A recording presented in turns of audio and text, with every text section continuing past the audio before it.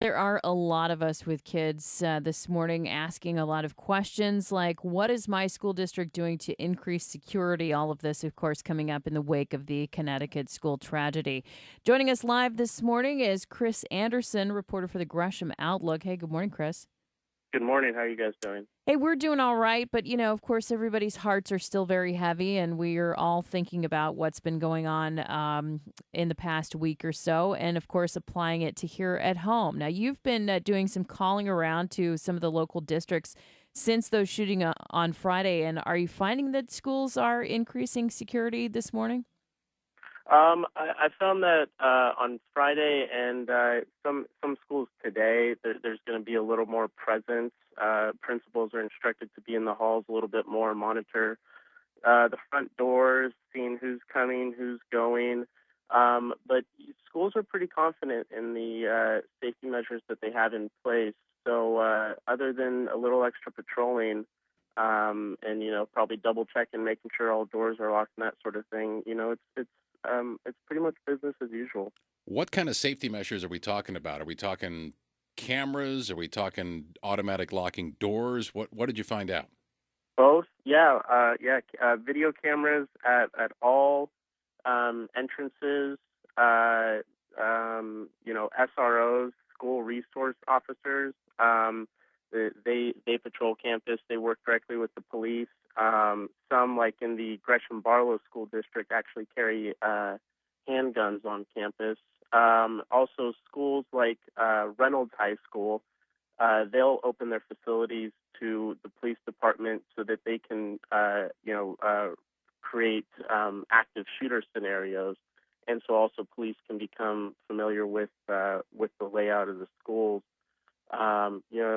There's a number of different measures that schools have in place. Another at some newly built high schools, like in Sandy High School, all entrances are locked, except the only way to get in the school is to go through the front office, which also has glass windows from the floor to the ceiling, so you can see everything going on around anybody approaching the school. So yeah, schools are definitely taking every precaution they can. It seems like.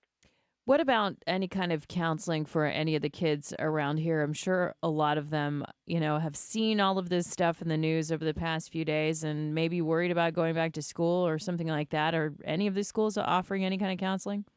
Oh, definitely, definitely. Just for kids to try to comprehend not only Connecticut, but the shooting closer to home in Clackamas. They're definitely making counselors available, more counselors available. They're also making counselors available to parents because I don't have kids, but I can only imagine how tough it is to explain what's going on and reassure their own kids that they are safe. So there's counselors on hand to speak with parents about how to address those issues with their children. Talking live with Kris Anderson, reporter with our news partner, the Gresham Outlook. Kris, when you were making those phone calls on Friday, how hard was it to have that conversation with those school administrators on the other end? Because we're all just watching this tragedy play out with such a sense of disbelief. Oh, of course. Schools have the same fears that parents do, and as they watch this, and you want to think that every safety precaution that you can possibly have is in place. But a great quote from Estacada High School's assistant principal Gary Lewis. He told me we take security very seriously, but I don't know if you can ever do enough. So in talking to these administrators, they'll admit that schools have vulnerabilities.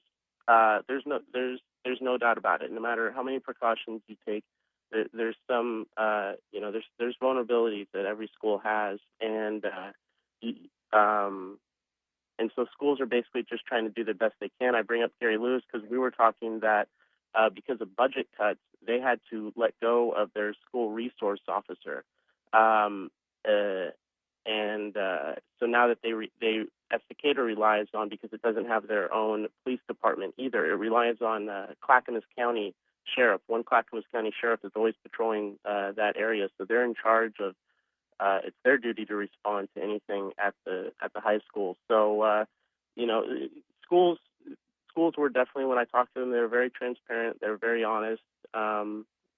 Many safety measures are in place, and I don't doubt that any of the schools that I talked to, I mean, they are all taking security very seriously. But like Gary Lewis said, I don't know if you can ever do enough. Yeah. All right.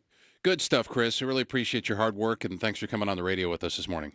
No problem. Thank you, guys. Kris Anderson with our news partner, the Gresham Outlook. You can read more from him at portlandtribune.com and just click the Gresham link.